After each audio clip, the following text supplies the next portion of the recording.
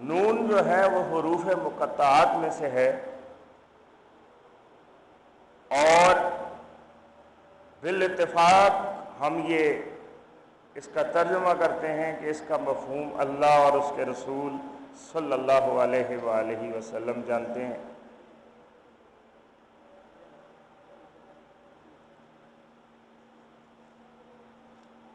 متشابہات میں سے ہے، اس دور میں، ایک دور میں یہ اگلے دور کا پیغام ہے۔ چونکہ قرآن مجید قیامت تک کے لیے ہے، اس لیے اس میں قیامت تک کے لیے آیات موجود ہیں۔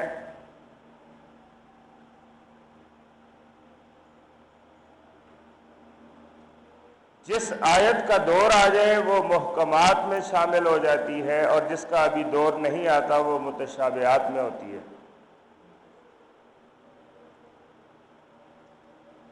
موجودہ دور میں حروف مقطعات پر بہت بڑی بحث ہوئی ہے، اور بہت زیادہ سائنس نے اور کمپیوٹر نے، السلام علیکم،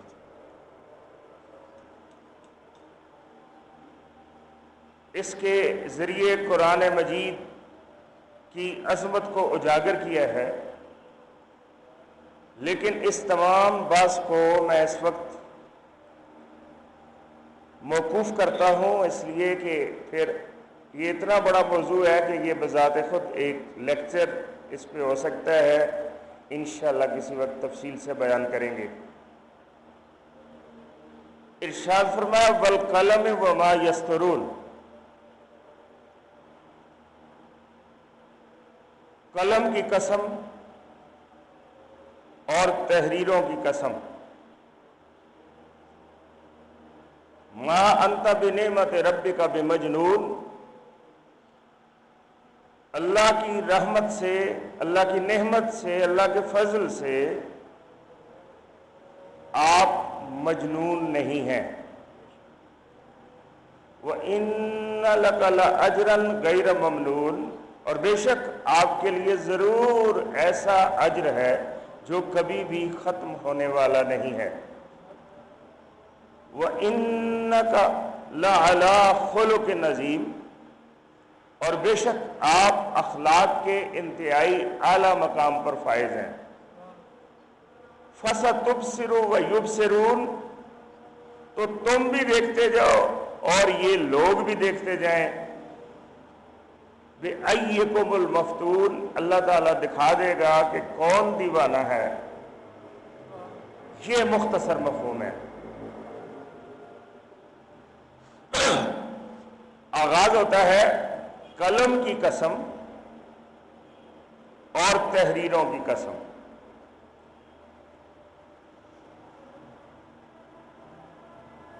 قلم علم کو پھیلانے کا ذریعہ ہے۔ قلم محسن انسان ہے۔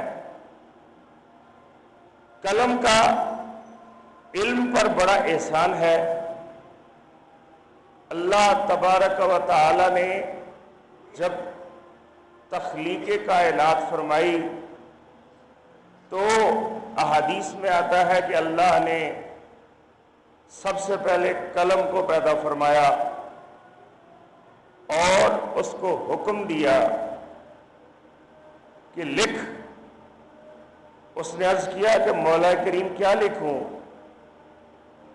اب ایک طرف قلم، ایک طرف لوح محفوظ۔ پروردگار عالم نے ارشاد فرمایا کہ جو کچھ کبھی بھی کسی بھی زمانے میں ہونا ہے سارا لکھ دے۔ اور وہ ذات ایسی ذات ہے کہ انما امرہ اذا اراد شیئا ان یقول لہ کن فیکون، جب وہ کچھ کرنے کا ارادہ فرماتا ہے اللہ تبارک و تعالی تو صرف کن کہتا ہے اور ہو جاتا ہے، اور قلم نے سب کچھ تحریر کر دیا۔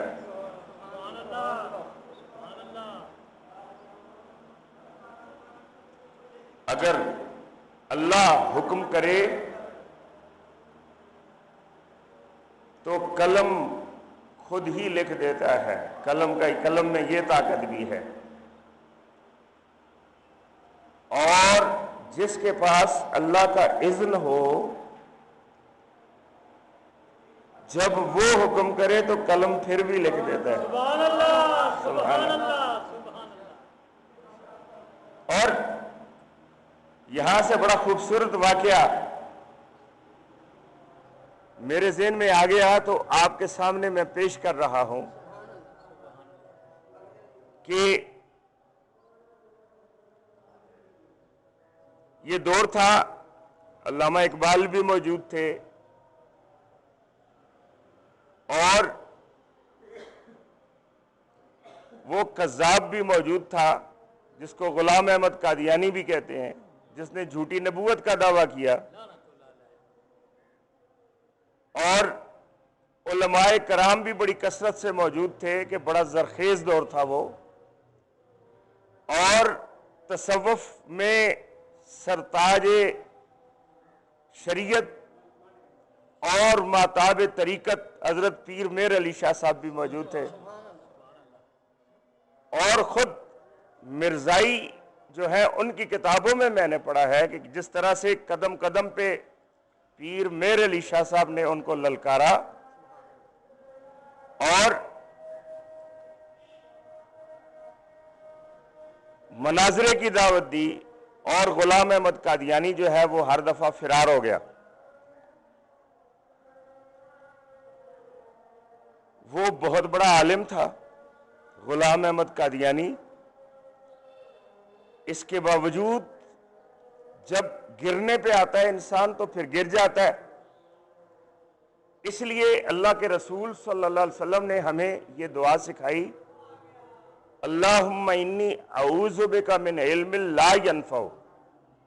اے اللہ، ہم ایسے علم سے تیری پناہ چاہتے ہیں کہ جو نفع نہ دے سکے، نقصان دہ بن جائے.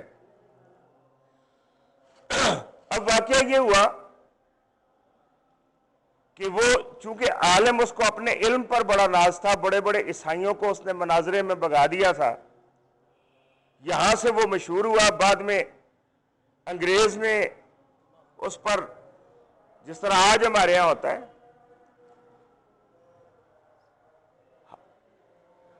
جال ڈالا اور وہ مقید ہو گیا، پھنس گیا.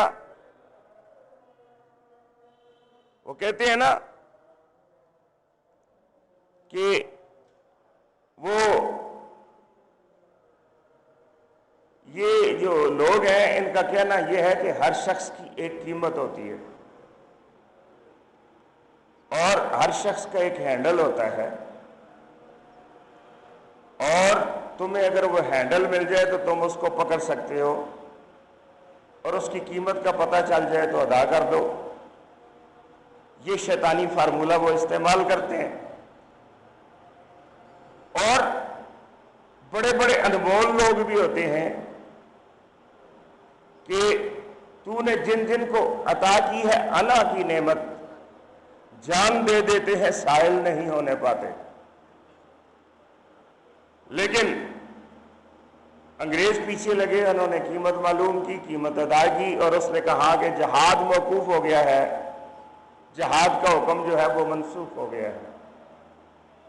غلام احمد قادیانی، اور اس ایشو کے اوپر اس نے پوری جھوٹی نبوت قائم کر دی اور اس کو پھیلانے کے لیے کوشش کی. اور تمام ہندوستان کے مسلمانوں کو اب وہ چیلنج کرتا ہے. چیلنج یہ کرتا ہے کہ جو بھی عالم دین مجھے جھوٹا سمجھتا ہے وہ آ جائے، ہم ایک علماء کا پینل مقرر کرتے ہیں، قرآن مجید کی کوئی بھی آیت نکال کے دیں، عربی میں تفسیر، شرط یہ ہے کہ عربی میں تفسیر لکھنی ہے. اگر میں زیادہ اچھی لکھوں گا تو میں سچا ہوں، اگر دوسرا عالم دین، تو فیصلہ جو ہے وہ جو منتخب پینل ہے وہ کرے گا. یہ چیلنج دیا. اب وقتی طور پہ اس کا فوری طور پہ جواب نہیں آیا، اس لیے کہ تفسیر عربی زبان میں، لکھنی تھی اور آس پاس کے علماء بڑے بڑے اچھے علماء موجود تھے لیکن عجم تھے. سید پیر میر علی شاہ صاحب نے اپنے محرر سے کہا، کاتب سے، کہ لکھو، خط لکھو. اور خط لکھا، لکھوا رہے ہیں. آپ فرماتے ہیں اس کو لکھو کہ تیری شرط منظور ہے،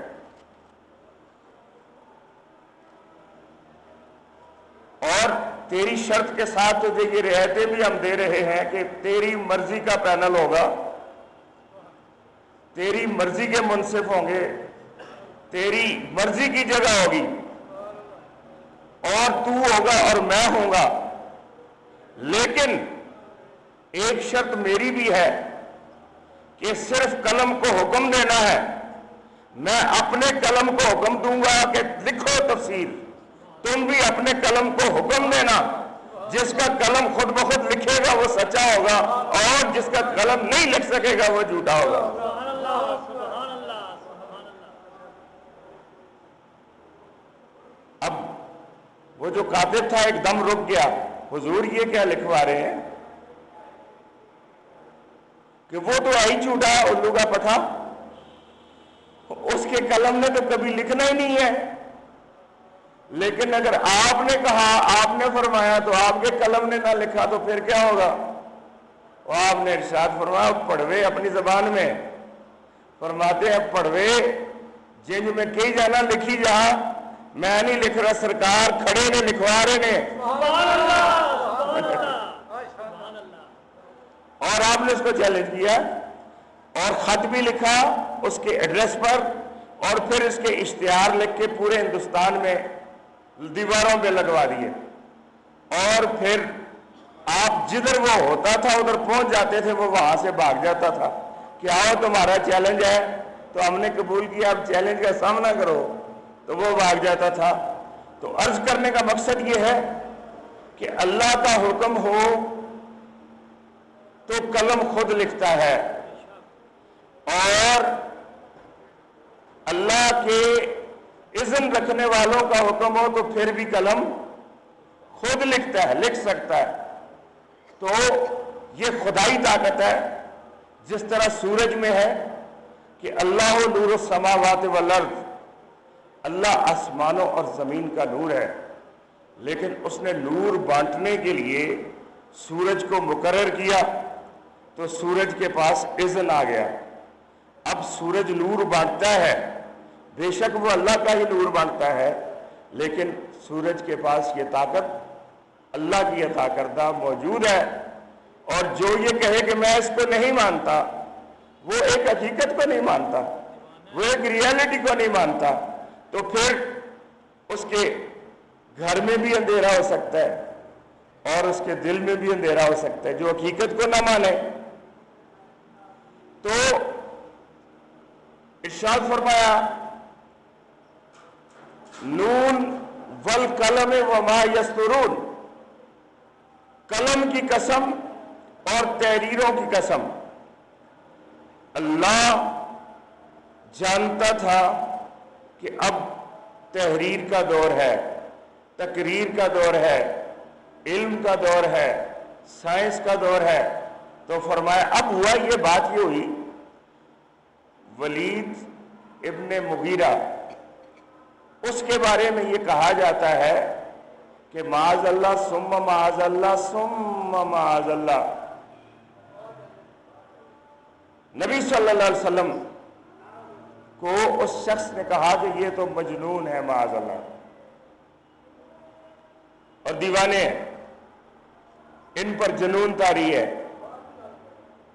اور اللہ تبارک و تعالی نے پوری سورت القلم نازل فرما دی. اب حضرات محترم، یہ بڑا خوبصورت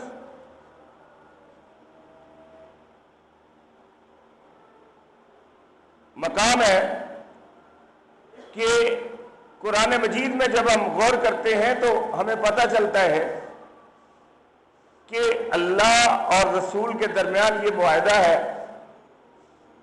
کہ اگر اللہ کی حرمت کی بات ہوگی، اللہ کی کبریائی کی بات ہوگی، اللہ کی عظمت پر کی بات ہوگی، اور کوئی اس کی خلاف ورزی کرے گا تو نبی صلی اللہ علیہ وسلم میدان میں آئیں گے، وہ زبان بھی چلائیں گے، وہ تلوار بھی چلائیں گے، جنگیں بھی لڑیں گے، اس لیے کہ تحفظ مقام الہ یہ ذمہ داری ہے اللہ کے رسول صلی اللہ علیہ وسلم کی۔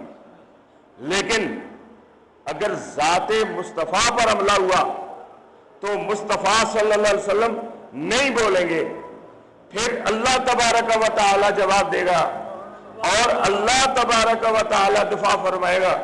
اور یہ بات قرآن مجید میں جگہ جگہ نظر آتی ہے۔ مثلاً آپ دیکھیں کہ بات کافروں کی ہے تو اللہ نے فرمایا کل یا ایھا الکافرون، اے نبی آپ فرمائیں، اے نبی آپ فرمائیں، اے کافرو لا اعبد ما تعبدون، میں اس کی عبادت نہیں کر سکتا۔ اب یہ کمپرومائز کا وہ پیشکش کمپرومائز کی تھی نا کہ آپ ہمارے بتوں کو مان لیں، ہم آپ کے خدا کو مان لیتے ہیں، اور ہمارا دین وہ دین نہیں ہے کہ جس میں اتنی کمپرومائز کی گنجائش ہو کہ برا بھی ٹھیک ہے اور اچھا بھی ٹھیک ہے، گھٹیا بھی ٹھیک ہے اور اعلیٰ دونوں کو برابر کر دو۔ یہ دین نہیں ہے۔ اس کا آغاز ہی ہوتا ہے لا الہ الا اللہ سے، کہ کوئی بھی معبود نہیں ہے۔ اگر بندہ لا الہ کو نہ مانے تو الا اللہ قبول ہی نہیں ہوتا۔ پہلے تمام ادیان باطلہ کی نفی کرنی ہے، تمام جھوٹے الہ جو ہیں ان کی نفی کرنی ہے، اس کے بعد الا اللہ کہنا ہے، پھر یہ قبول ہوگا۔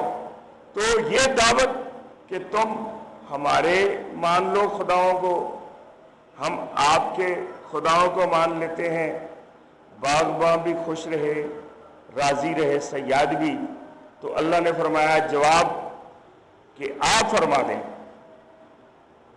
کل یا ایھا الکافرون، آپ فرما دیں کہ اے کافرو لا اعبد ما تعبدون، جن کی تم عبادت کرتے ہو ان کی میں عبادت نہیں کرتا، ولا انتم عابدون ما اعبد، اور نہ تم عبادت کرنے والے ہو جس کی میں عبادت، اس لیے کہ جن کی تم عبادت کرتے ہو ان کی تو میں عبادت کر ہی نہیں سکتا، اور جس کی میں عبادت کرتا ہوں اس کی عبادت ممکن ہی نہیں ہے جب تک باقی تمام معبودوں کو چھوڑا نہ جائے۔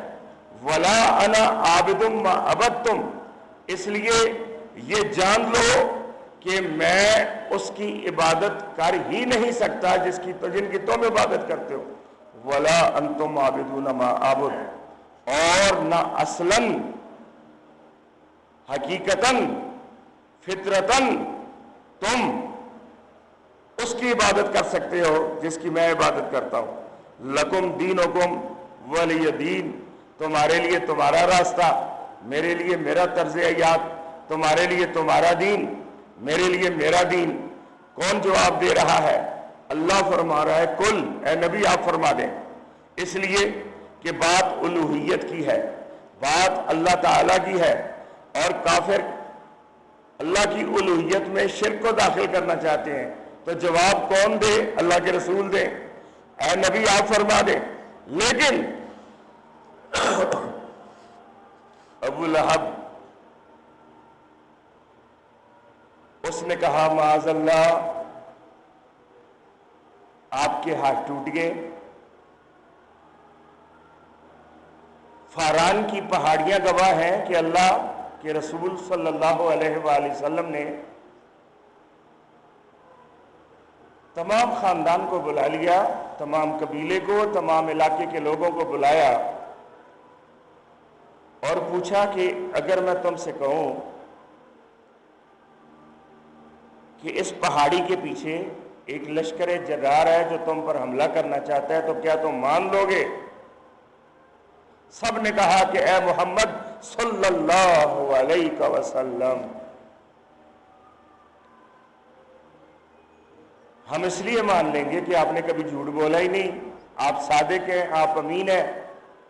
پھر فرمایا کہ میں تمہیں اس سے بڑی آفت سے ڈراتا ہوں، اور پھر آپ نے الوہیت اور قیامت اور بعد از مرگ پیش آنے والے حالات بیان فرمایا، اور فرمایا کہ یہ جن کی تم عبادت کرتے ہو یہ جھوٹے خدا ہیں۔ یہاں پہ بات بگڑ گئی، اور ابو لہب نے کہا کہ تیرے ہاتھ ٹوٹ جائیں، تو نے ہمیں اتنی سی بات کے لیے بلا لیا۔ اللہ نے فرمایا، جواب اللہ نے دیا، یہ نہیں فرمایا کل، فرمایا تبت یدا ابی لہب وتب۔ قل یا ایھا الکافرون کیا ہے؟ کیا ہے نبی آپ فرمائیں، اور تبت یدا کون کہہ رہا ہے؟ براہ راست اللہ فرما رہا ہے، اللہ فرما رہا ہے، اس لیے کہ نبی کی طرف انگلی اٹھے گی تو براہ راست جواب کدھر سے آئے گا؟ اللہ کی طرف سے۔ اور یہ قدم قدم پہ اللہ نے بیان فرمایا۔ آپ نے ملاحظہ فرمایا سورہ ہجر اگر پڑھیں تو اللہ نے فرمایا انا کفیناک المستہزئین، اے اللہ کے پیارے رسول، آپ سے جو مذاق کرنے والے ہیں ان کے لیے ہم کافی ہیں۔ اور بے شک اللہ کافی ہوا، اللہ کافی ہوا، ہر دور میں کافی ہوا۔ اور پھر کسی نے کہا جناب ابراہیم بن محمد صلی اللہ علیہ وآلہ وسلم، ان کا وصال ہوا تو کہا کہ بطر محمدن، معاذ اللہ، محمد ابتر ہو گئے، بے نام و نشان ہو گئے، بے اولاد ہو گئے۔ اللہ تبارک و تعالی نے پوری سورت نازل فرما دی، یہ نہیں فرمایا کہ کل، یہ نہیں فرمایا، فرمایا انا آتیناک الکوثر، بے شک ہم نے آپ کو کوثر عطا فرمایا، فصل لربک وانحر۔ آپ نے ان کا جواب نہیں دینا، آپ نماز پڑھیں اور قربانی دے، ان شانئک ھو الابتر، بے شک ابتر تیرا دشمن ہوگا، تو ابتر نہیں ہے، بے نام و نشان۔ اب ان لوگوں کے نام لینے والا بھی کوئی نہیں، نہ کوئی نام ہے، اگر کوئی اولاد موجود ہو تو اولاد کے لانے کو تیاری نہیں ہے کہ ہم ابو جہل کی اولاد ہیں یا ابو لہب کی اولاد ہیں، کوئی کہلاتا ہے؟ کوئی نہیں کہلاتا۔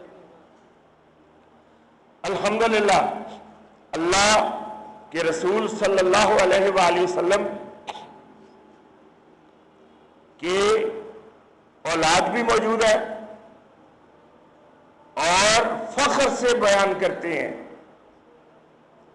اور پیار کرنے والے بھی موجود ہیں، نام بھی موجود ہے، نشان بھی موجود ہے، اور تھوڑا سا نہیں ہے، ہر دور میں موجود رہا۔ آج بھی عرب سے زیادہ لوگ جو ہیں جن کے دلوں کی دھڑکن نام محمد مصطفیٰ صلی اللہ علیہ وآلہ وسلم ہے۔ اب غور کریں، اتنی عظیم ہستی، اس کے بارے میں اللہ نے ارشاد فرمایا، اور اللہ کی بات اس لیے بار بار ہم کرتے ہیں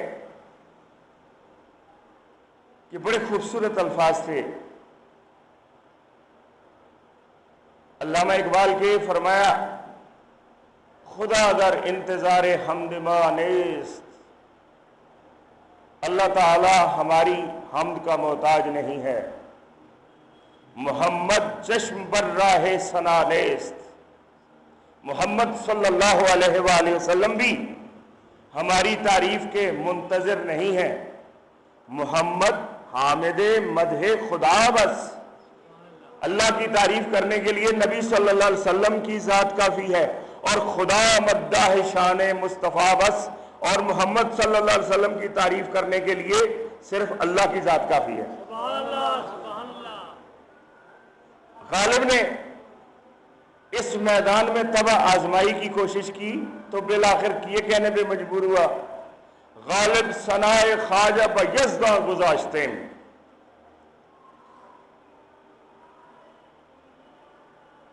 کہ اے غالب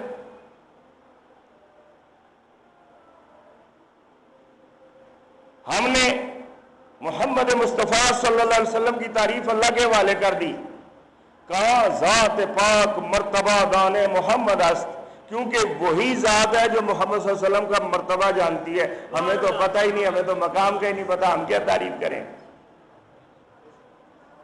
سیدنا حضرت حسان بن ثابت رضی اللہ تعالیٰ عنہ فرماتے ہیں، ما امدحت محمدم بمقالتی، اصل بات یہ نہیں ہے کہ نبی صلی اللہ علیہ وسلم کی تعریف ہم کرتے ہیں اپنی بات کے ذریعے، ولیکن مدحت مقالتی بمحمدی، بلکہ ہم نبی پاک صلی اللہ علیہ وسلم کا ذکر کر کے اپنی گفتگو کو خوبصورت بناتے ہیں کہ ہمارے منہ سے خوشبو آئے، بدبو نہ آئے، ہم اس لیے ذکر کرتے ہیں محمد مصطفیٰ، ورنہ آپ کی تعریف کا حق ہم سے ادا ہی نہیں ہو سکتا، خدا مداح ہے۔ اسی لیے اقبال عظیم نے کہا، تم اقبال یہ نعت لکھ تو رہے ہو مگر یہ بھی سوچا کہ کیا کر رہے ہو، کہاں تم کہاں مدح ممدوح یزداں، کہاں تم اور کہاں وہ ذات جس کی تعریف اللہ تبارک و تعالی نے کی، یہ جرت نہیں ہے تو پھر اور کیا ہے۔ یہ اقبال عظیم کہتے ہیں، سید اقبال عظیم نابینا شاعر اور بڑی مشہور اور نعت گو ہیں، ان کی شاعری۔ اور پھر واپس آ جائیں، ایک بہت بڑی نعت اور سدا بہار نعت، اور دل سے نکلی ہوئی اور دل میں گھس جانے والی نعت، سید پیر میر علی شاہ صاحب، آج سکھ میں تیرا دی،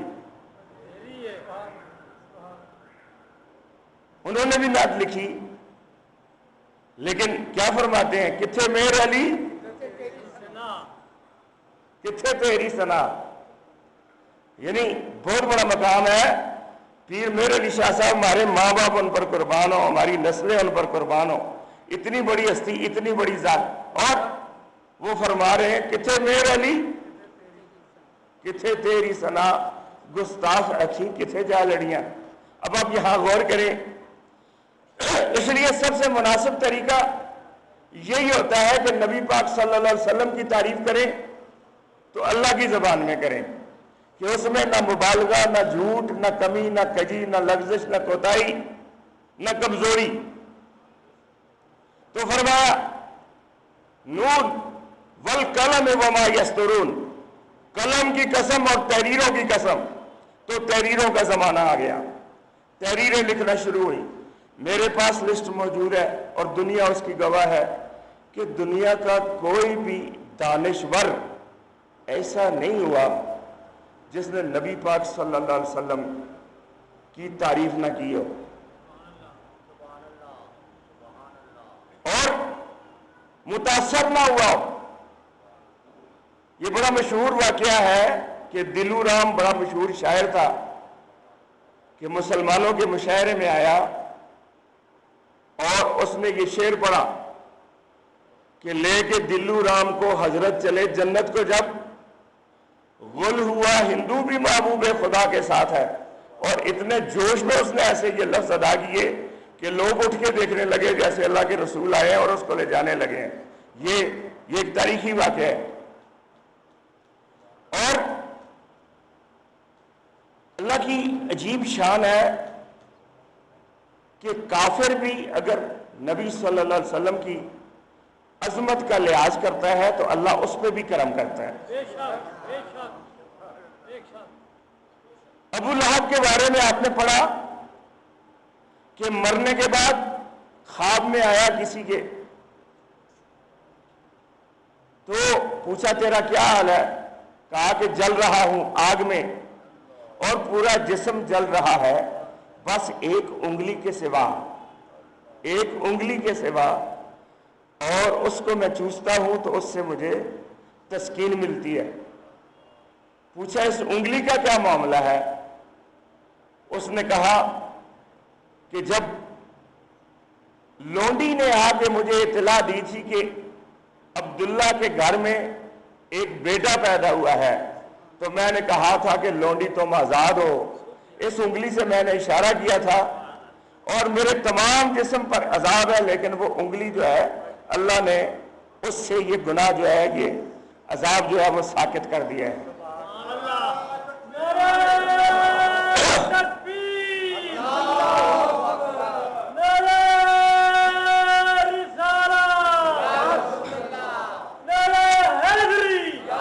اب غور کریں، میں آپ کے سامنے مثالیں پیش کرتا ہوں۔ میرے آقا جب گئے طائف کے بازار میں تو بدقسمت لوگوں نے، بد کردار لوگوں نے آپ کو پتھر مار مار کے لہولہان کر دیا، اور جب وہاں سے تھوڑے فاصلے پہ پہنچے تو ایک بندہ مل گیا، اپنے باغ میں لے گیا۔ وہ مسلمان نہیں تھا، نہ مسلمان ہوا، لیکن اپنے غلام سے کہا کہ لاؤ بھائی لاؤ، بڑی یہ شخصیت، چہرہ کتنا خوبصورت ہے، یہ شخص کتنا خوبصورت ہے، اس کے لیے انگور لاؤ، ان کو انگور کھلاؤ۔ اس نے آپ صلی اللہ علیہ وسلم کو انگور کھلائے۔ وہ شخص جب فوت ہوا تو حضرت حسان بن ثابت رضی اللہ تعالیٰ عنہ نے اس کا مرثیہ لکھا، اس کا، حالانکہ وہ اسلام نہیں لایا، لیکن حضرت حسان بن ثابت اس کا مرثیہ۔ تو اچھائی ہوتی ہے اور برائی ہوتی ہے۔ جو اب وہ شخص مسلمان نہیں لایا اور حضرت حسان بن ثابت اس کا مرثیہ لکھ رہے ہیں۔ اب میں بتا رہا ہوں آپ کو کہ ان گنت دانشوروں کی لائنیں لگی ہوئی ہیں، جس کی عقل معراج پہ پہنچی، وہ اگر شاعر تھا، اہل علم تھا، علم الکلام کا ماہر تھا، وہ جو کچھ بھی تھا، اس نے کہا کہ محمد جو فرما گئے ہیں اس سے آگے کچھ نہیں ہے۔ اگر سائنسدان ہے تو وہ آج سر ٹیک رہے ہیں، اگر وہ قانون دان ہے تو اس سے بڑا ثبوت کیا ہوگا کہ لنکنز ان، آپ دیکھیں برطانیہ میں لنکن ان کے اوپر نام لکھے ہوئے تھے، لا گیورز ٹو دا ہیومینٹی، کہ انسان، بنی نو انسان، اولاد آدم کو جن لوگوں نے قانون دیا ان کے نام لکھے ہوئے تھے، فہرست بنی ہوئی تھی، اور سب سے اوپر محمد مصطفیٰ صلی اللہ علیہ وسلم کا نام لکھا ہوا تھا۔ یہ کافر، یہ غیر مسلم ہے، غیر مسلموں کی باتیں آپ کو بتا رہا ہوں۔ ہم تو الحمدللہ نماز اچھی، حج اچھا، روزہ اچھا اور زکوٰۃ اچھی، مگر میں باوجود اس کے مسلمان ہو نہیں سکتا، نہ جب تک تکمروں میں خواجہ طیبہ کی عزت پر خدا شاہد ہے کامل میرا ایمان ہو نہیں سکتا۔ محمد کی محبت دین حق کی شرط اول ہے، اسی میں ہو اگر خامی تو سب کچھ نامکمل ہے۔ ہمارا تو پہلا سٹیپ ہی یہی ہے، عشق مصطفیٰ، محبت مصطفیٰ، یہاں سے آغاز ہوتا ہے۔ ہم دیکھتے ہیں کہ عمل میں کمی ہو سکتی ہے، لیکن جب ذات مصطفیٰ کا معاملہ آ جائے تو ہر شخص جو ہے وہ کہتا ہے کہ ہم ممتاز قادری بن جائیں، ہے کہ نہیں؟ ہے کہ نہیں؟ غازی علم دین شہید بن جائیں، دل چاہتا ہے کہ نہیں چاہتا؟ چاہتا ہے کہ نہیں؟ تو آج کے دن ان بہادر سپوتوں پر سلام پیش کر گئے ہیں، سب جو چاہتے ہیں سلام پیش کرنا غازی علم دین شہید کو ہاتھ کھڑا کریں۔ غازی علم دین شہید تجھ پر سلام ہو، یہ ممتاز قادری، غازی ممتاز قادری تجھ پر سلام ہو۔ اب دیکھو ہمارے گھروں میں بچے ہیں، ممتاز قادری کے گھر میں بھی بچہ ہے، ہمارے ماں باپ ہیں، ان کے بھی ماں باپ ہیں، نہ نوکری کا لحاظ ہے نہ زندگی کا لحاظ ہے۔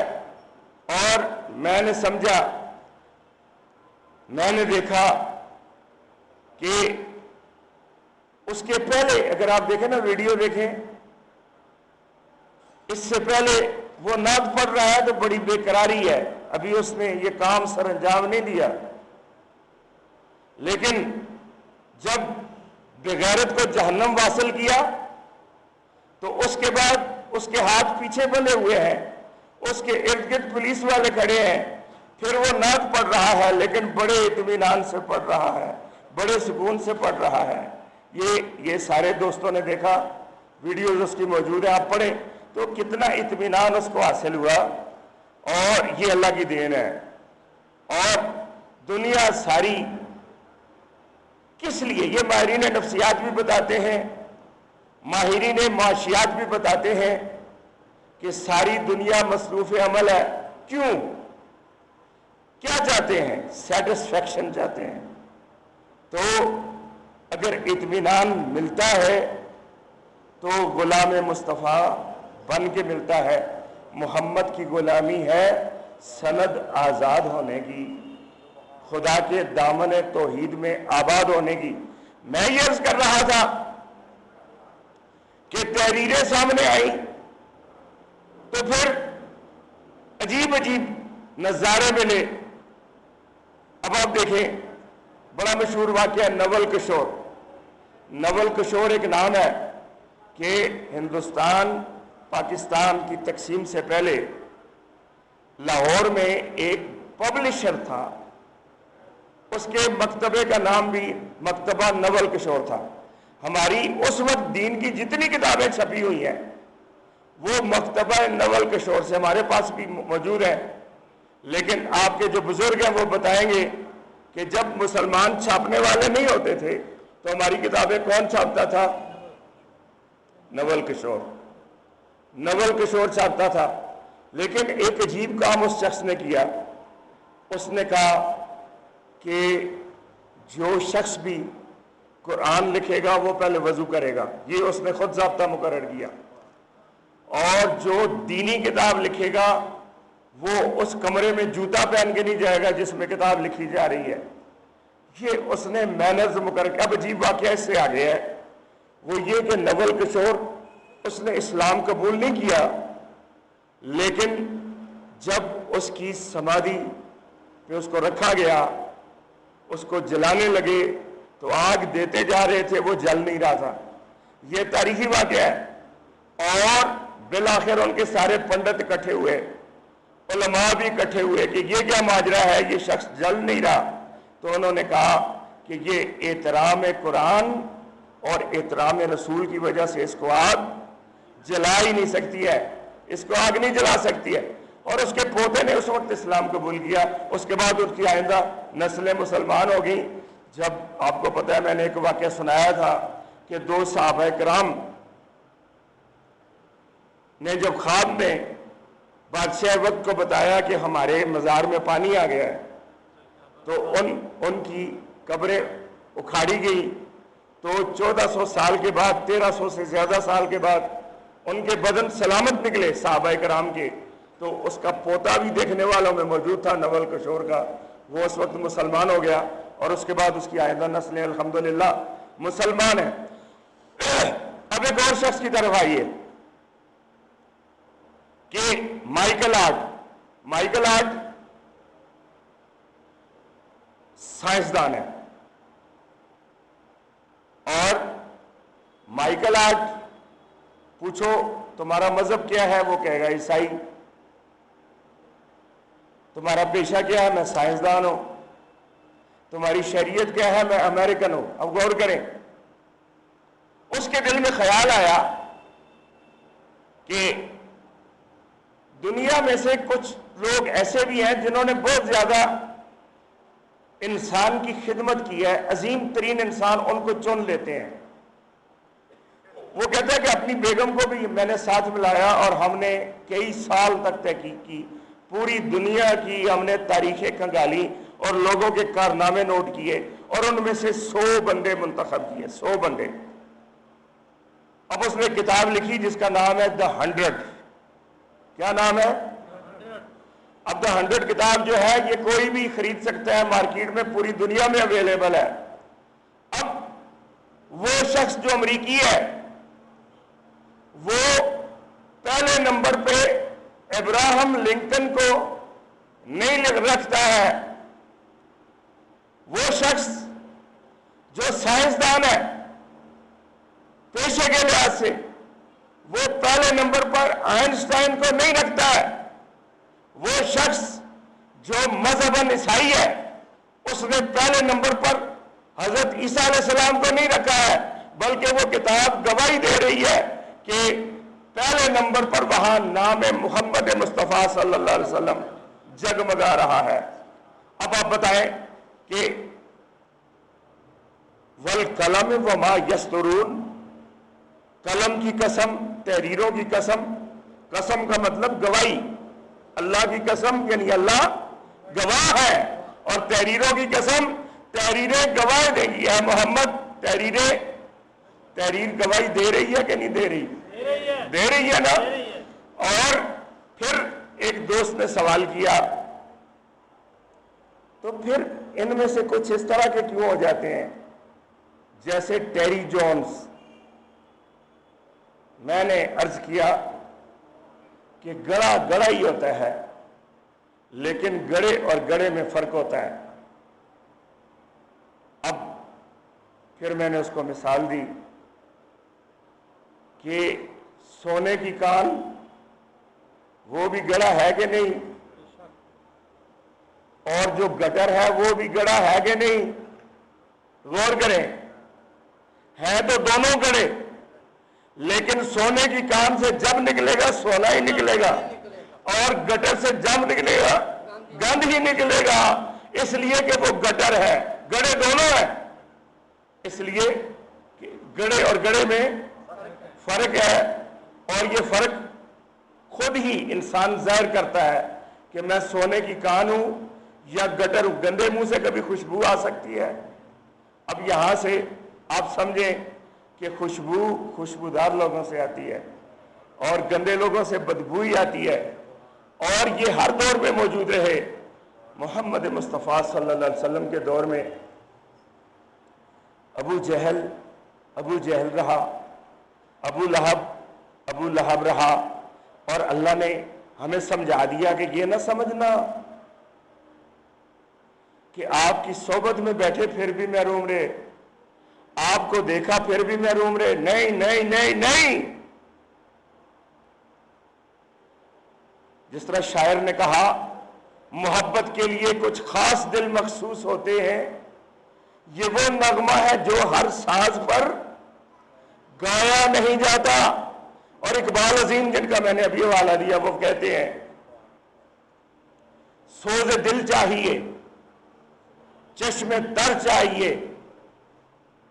اور ذوق طلب معتبر چاہیے۔ ان ہو میسر مدینے کی گلیاں اگر آنکھ کافی نہیں ہے نظر چاہیے۔ غور کریں، آنکھ کافی نہیں ہے، خود نابینا ہے، شاعر نابینا ہے، غور کریں، لیکن وہ کہہ رہے ہیں، ہمیں بتا رہے ہیں، سمجھا رہے ہیں کہ میں نے جو دیکھا ہے تمہیں بھی بتا رہا ہوں کہ ہو میسر مدینے کی گلیاں اگر آنکھ کافی نہیں ہے مدد نظر چاہیے۔ لیکن اگر یہ شاعری ہو تو اس میں مبالغہ بھی ہو سکتا ہے، لیکن یہ تو اللہ فرما رہا ہے۔ کیا اللہ فرماتا ہے وَتَرَاهُمْ يَنْظُرُونَ إِلَيْكَ۔ اب دیکھیں، رویت کا مطلب دیکھنا، نظرہ کا مطلب دیکھنا، بصرہ کا مطلب دیکھنا، اور بلیغ کلام کی خوبی ہوتی ہے کہ ایک موضوع کو جب 3 دفعہ بیان کیا جائے گا 4 دفعہ تو ہر دفعہ نیا لفظ استعمال کیا جائے، یہ بلاغت ہوتی ہے۔ قرآن دیکھیں ایک چھوٹی سی آیت ہے اور دیکھنے کو بیان کرتا ہے، چھوٹی سی آیت وَتَرَاهُمْ يَنْظُرُونَ إِلَيْكَ وَهُمْ لَا يُبْصِرُونَ، اس میں دیکھنے کو 3 دفعہ بیان کیا ہے اور ہر دفعہ نیا لفظ آیا ہے، اور اس کی صرف میں تشریح کروں تو پھر پورا ایک خطبہ ہوگا انشاءاللہ اسی پہ۔ میں آپ کو بتا رہا ہوں، اللہ فرماتا ہے وَتَرَاهُمْ يَنْظُرُونَ، نظر، جیسے انگلش میں کہتے ہیں سی، لک، واچ، سب میں فرق۔ اچانک نظر پڑ گئی سی، لک ذرا غور سے دیکھا، تسلی سے بیٹھ کے دیکھا تو واچ، مطلب سب کا دیکھنا، مطلب سب کا دیکھنا۔ اب آپ غور کریں، فرمایا وَتَرَاهُمْ، اے نبی آپ یہ دیکھ رہے ہیں، يَنْظُرُونَ إِلَيْكَ، کہ یہ کافر آپ کی طرف نظر دوڑا رہے ہیں، وَهُمْ لَا يُبْصِرُونَ، لیکن آپ ان کو نظر نہیں آ سکتے، اس لیے کہ آپ کا دیدار پاک آنکھوں کے لیے ہے، ناپاک آنکھوں کے لیے نہیں ہے۔ غور کریں، غور کریں۔ اور جو پاس بیٹھ کے دیکھ نہیں سکے اس سے بڑا بدقسمت کون ہوگا؟ جن کے سامنے آپ پلے، جن کے سامنے پڑے اور زندگی بھر ان میں رہے، اور چچا ہے، کوئی کیا لگتا ہے، کوئی کیا لگتا ہے، لیکن ابو جہل بن گئے، ابو لہب بن گئے، اس لیے کہ محمد مصطفیٰ صلی اللہ علیہ وسلم کو نہیں دیکھا۔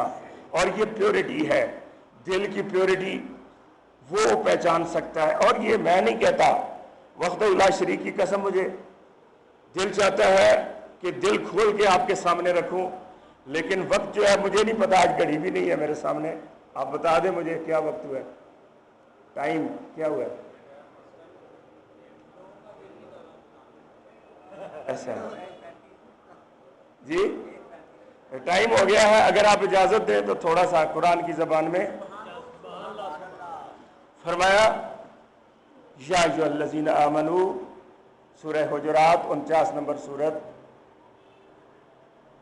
اے ایمان والو، لا تقدموا بین یدی اللہ ورسولہ، اللہ اور اس کے رسول سے پیش قدمی کی کوشش مت کرنا، قدم آگے رکھنے کی کوشش مت کرنا۔ واتقوا اللہ، اللہ سے ڈرو۔ تقوی کا سلیقہ سکھایا، یہ تقوی کے خلاف بات ہے کہ تم اللہ اور اس کے رسول، اللہ کو چلتے دیکھا، آپ بتائیں، پھرتے دیکھا، بات کرتے دیکھا، عمل کرتے دیکھا۔ یہ اللہ رسول جب اکٹھے آتے ہیں نا قرآن، اس سے بیان تو رسول اللہ کی ذات ہوتی ہے، اللہ اور رسول، مطلوب صرف رسول کی ذات ہوتی ہے، مقصود صرف رسول کی ذات ہوتی ہے۔ اس لیے یہاں مطلب یہ ہوا کہ جو رسول سے آگے بڑھنے کی کوشش کرتا ہے وہ اللہ سے بھی آگے بڑھنے کی کوشش کرتا ہے۔ آپ سمجھ رہے ہیں بات کو؟ لا تقدموا بین یدی اللہ ورسولہ واتقوا اللہ ان اللہ سمیع علیم۔ بعض لوگ سمجھتے ہیں یہ آخر میں جو لفظ لگے ہوتے ہیں نا، یہ تو ویسے جوڑے ہوتے ہیں، ردیف قافیہ، معاذ اللہ معاذ اللہ معاذ اللہ۔ قرآن کے حروف اس طرح جس طرح انگوٹھی میں نگینہ فٹ ہوتا ہے نا، بالکل ٹھیک مقام پر، اور یہ آیت کی جان ہوتے ہیں الفاظ۔ ان اللہ سمیع علیم، اللہ سنتا بھی ہے اور جانتا بھی ہے، دیکھتا بھی ہے، علم بھی رکھتا ہے۔ اب اس کا مطلب یہ ہوا کہ پیش قدمی بات میں بھی نہ کرنا، پیش قدمی عمل میں بھی نہ کرنا۔ بات میں کرو گے تو وہ سن رہا ہے، عمل میں کرو گے تو وہ دیکھ رہا ہے۔ اگر کسی کو پھر بھی شک ہو تو اگلی آیت پڑھ لے، یا ایھا الذین آمنوا، اے آل ایمان، لا ترفعوا اصواتکم فوق صوت النبی، اپنی آواز کو نبی کی آواز سے بلند نہ کرنا۔ ایک تو ویسے ادب پہلا کرینہ ہے محبت کے کرینوں میں، اقبال نے کہا کہ احتراماً آواز کو پست کرو، نبی کی آواز سے بلند نہیں کرنی، اور اگر تفہیم میں جائیں تو اس کا مطلب ہے کہ اپنی بات کو نبی کی بات سے زیادہ اہم مت سمجھنا۔ وَلَا تَجْهَرُوا لَهُ بِالْقَوْلِ كَجَهْرِ بَعْضِكُمْ لِبَعْضٍ، اور نبی صلی اللہ علیہ وسلم کو ایسے مت بلانا جیسے تم ایک دوسرے کو بلاتے ہو۔ اگر وہ ہم جیسے ہیں تو پھر بلانے میں کیا حرج ہے؟ اس لیے کہ وہ ہم جیسے نہیں، اس لیے اس طرح نہ بلانا جس طرح ایک دوسرے کو بلاتے ہو۔ اور یہ احترام نبوت ہے، اللہ نے ہمیں حکم دیا اور خود عمل کیا۔ سبحان اللہ، سبحان اللہ۔ عمل کیسے کیا؟ موسیٰ علیہ السلام کو بلایا، ما تلک بیمینک یا موسیٰ، اے موسیٰ تیرے دائیں ہاتھ میں کیا ہے؟ قال ہی عصا، جنہوں نے عرض کیا کہ مولا یہ میرا عصا ہے۔ یا موسیٰ، کیسے بلایا؟ یا موسیٰ، یا آدم اسکن انت و زوجک الجنہ، اے آدم آپ بھی اور آپ کی اہلیہ محترمہ بھی جنت میں رہے۔ اے آدم، اے آدم، آدم کو کیسے بلا رہا ہے علیہ السلام؟ اے آدم۔ موسیٰ علیہ السلام کو کیسے بلایا جا رہا ہے؟ اے موسیٰ۔ یا عیسیٰ انی متوفی کا و رافیوں کا، ہم آپ کو عارضی وفات دیں گے اور اوپر اٹھا لیں گے۔ اے عیسیٰ، یا عیسیٰ، اے عیسیٰ۔ یا زکریا انا نبشرک بغلام اسمہ یحییٰ، اے زکریا ہم تجھے بشارت دیتے ہیں ایک بیٹے کی جس کا نام یحییٰ ہوگا۔ زکریا علیہ السلام کو بلایا جا رہا ہے۔ ہمارے ماں باپ ان سب انبیاء پر قربان، ہمارے آنکھوں کا نور اور سر کے تاج، لیکن اللہ نے جب ان کو بلایا تو کیسے بلایا؟ یا کہہ کے۔ لیکن قرآن مجید میں ایک دفعہ بھی نبی صلی اللہ علیہ وسلم کو نام لے کے یا محمد کہہ کے نہیں بلایا، لیکن بلایا ہے۔ بلایا کیسے ہے؟ یا ایہا المزمل، اے خوبصورت لباس میں لپٹی ہوئی ذات۔ یا ایہا المدثر، اے منتشر قوم کو اکٹھا کر دینے والی ہستی۔ یا ایہا النبی، اے میرے پیارے نبی۔ یا ایہا الرسول، اے میرے بہت ہی پیارے رسول۔ اس طرح سے بلایا۔ یہ اللہ نے انداز صرف آپ کے لیے اختیار کیا، اور ہمیں فرمایا لا تجلوا دعاء الرسول بینکم کدعاء بعضکم بعضا، کہ تم نبی کو ایسے مت بلانا جیسے ایک دوسرے کو بلاتے ہو۔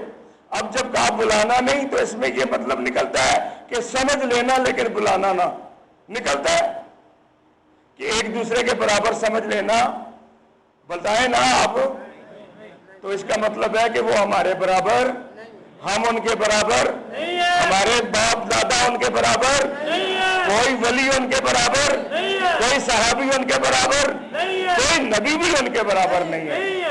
اللہ نے فرمایا لا نفرق بین احد منہم، نبیوں کو بیان فرمایا، ہماری زبان سے کہلوایا کہ تم یہ کہو کہ ہم ان کے درمیان فرق نہیں کرتے۔ نبیوں کے درمیان فرق نہیں کرتے، لیکن یہ نہ سمجھ لینا کہ فرق تم نے نہیں کرنا، اس کا مطلب یہ ہے کہ فرق ہے ہی نہیں۔ تم نے یہ فرق نہیں کرنا کہ ہم فلاں کو مانتے ہیں اور فلاں کو، ہم الحمدللہ عیسیٰ علیہ السلام کو بھی مانتے ہیں، ہم موسیٰ علیہ السلام کو بھی مانتے ہیں، ہم 1,00,000 سے زیادہ انبیاء علیہ السلام جتنے تشریف لائے سب کو اللہ کا نبی مانتے ہیں، لیکن ہم فرق نہیں کرتے، ماننے میں فرق نہیں کرتے، لیکن شان میں فرق ہے۔ اور اللہ نے بیان کیا ہے تلک الرسل فضلنا بعضهم علی بعض، یہ جو رسول ہے ہم نے بعض کو بعض پر فضیلت دی۔ منہم من کلم اللہ، ان میں سے کچھ ایسے ہیں جنہوں نے اللہ سے کلام کیا، وَرَفَعَ بَعْضَهُمْ دَرَجَاتٍ، کچھ ایسے ہیں جن کے درجے ہم نے بلند کر دیے. اور ہمارے آقا مولا وَمَا أَرْسَلْنَاكَ إِلَّا رَحْمَةً لِّلْعَالَمِينَ، آپ کو تمام جہانوں کے لیے رحمت بنا کے بھیجا ہے.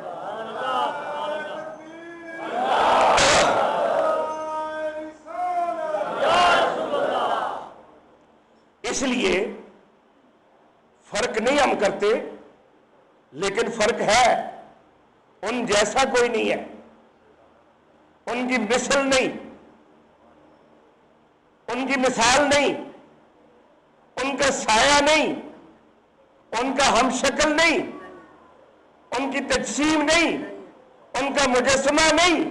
اللہ نے اس دور میں تصویر بھی پیدا نہیں ہونے دی تاکہ آپ کی تصویر بھی موجود نہ ہو، اس لیے کہ وہ اپنی مثال.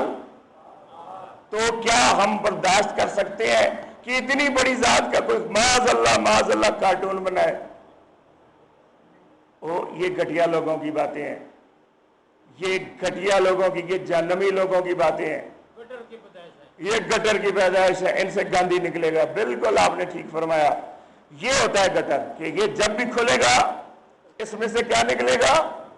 یہ فارمولہ یاد رکھ لو کہ سونے کی کان میں سے جب بھی نکلے گا سونا نکلے گا، اور گٹر میں سے جب. لیکن پھر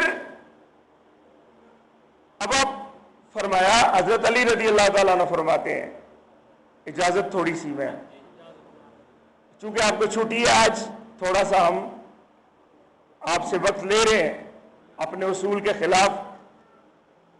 اگر آپ اجازت دے دیں گے تو میں تسلی سے بات کر سکوں گا.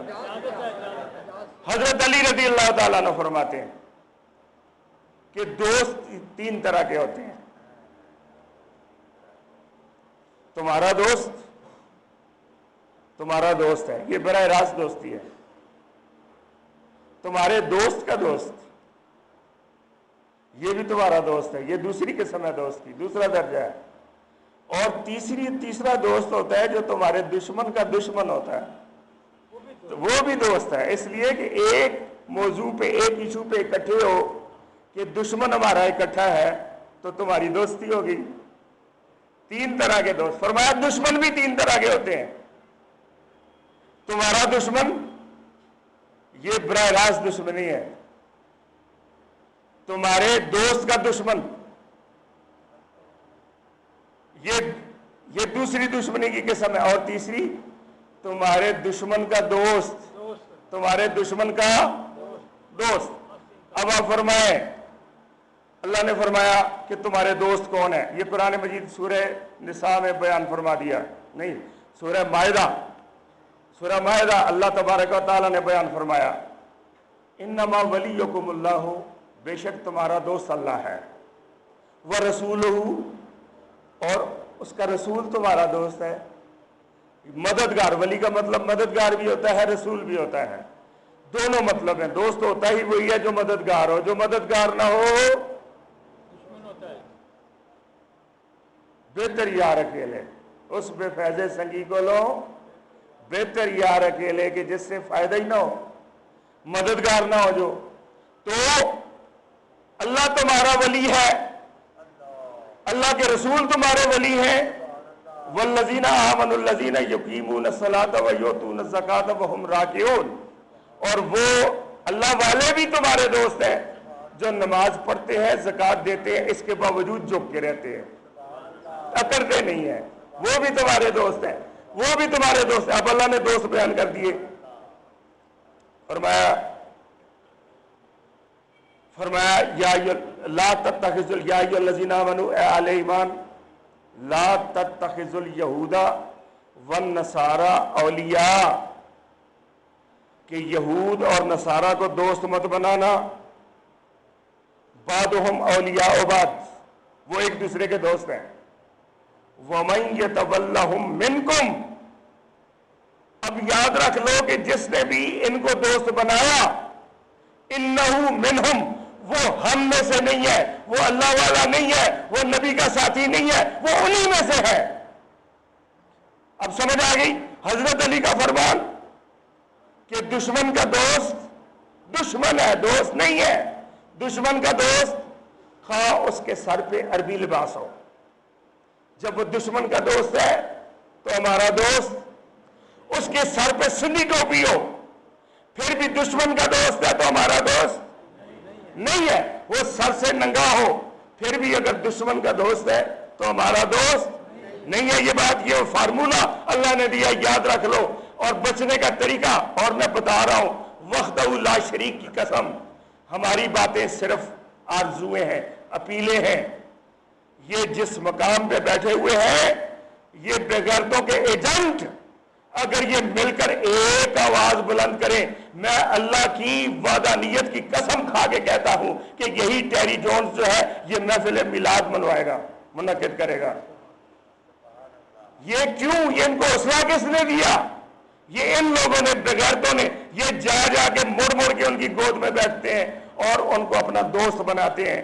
تو جہاں ہم ان پر لعنت بھیجتے ہیں، ان کے تمام دوستوں پر لعنت بھیجتے ہیں کہ ان کی وجہ سے ہمیں یہ حال دیکھنا پڑا کہ جس قوم کے پاس ایٹم بم ہے، جس قوم کے ساتھ 1 کروڑ سے زیادہ افراد ہیں، بھئی کفر کے لیے تو 313 ہی کافی تھے، ہو اللہ والے سے ہی 1 ارب سے زیادہ اسلام ماننے والے، اور تمہاری توانائی کا مخزن مسلمانوں کے پیروں کے تلے، جس کو پیٹرولیم تم کہتے ہو، اور تمام زر و جواہر کی کانیں مسلمانوں کے پاس، اور دینے والا اللہ، اور یہ پجاری ہے امریکہ کے، تو پھر یہی ہونا ہے۔ اور آج بھی یہ آپ کے ہم آواز تو ہوگے لیکن ان کی آواز پر یقین نہ کرنا۔ سورہ منافقون کی پہلی آیت، اللہ نے ارشاد فرمایا اذا جاءک المنافقون، جب منافق یا رسول اللہ آپ کے پاس آتے ہیں، قالوا نشہد انک لرسول اللہ، تو کتنی پیاری بات کرتے ہیں منافق، کہتے ہیں کہ ہم گواہی دیتے ہیں کہ آپ اللہ کے رسول ہیں، واللہ یعلم انک لرسولہ، اللہ نے خود آپ کو رسول بنایا، وہ جانتا ہے کہ آپ اللہ کے رسول ہیں، واللہ یشہد ان المنافقون لکاذبون، لیکن اللہ گواہی دیتا ہے کہ یہ منافق جھوٹ کہہ رہے ہیں۔ منافق اس لیے کہ سچائی کسی بیان کا نام نہیں ہے، سچائی وہ ہے جو سچے کی زبان سے نکلے۔ بیان سچا نہیں ہوتا، زبان سچی ہوتی ہے، اس لیے جب جھوٹا سچ بھی بولے تو جھوٹ خطرے میں ہوتا ہے۔ یہ بات یاد رکھ لو۔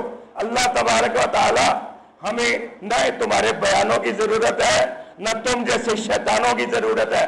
الحمدللہ نبی صلی اللہ علیہ وآلہ وسلم کی حفاظت کے لیے آپ کے اللہ کافی ہے، اور آپ کے ناموس کی حفاظت کے لیے الحمدللہ ہم حاضر ہیں۔ کون کون حاضر ہے؟ لبیک یا رسول اللہ، لبیک یا رسول اللہ، لبیک یا رسول اللہ، لبیک یا رسول اللہ، لبیک یا رسول اللہ، لبیک یا رسول اللہ، لبیک یا رسول اللہ، وما علینا الا البلاغ المبین۔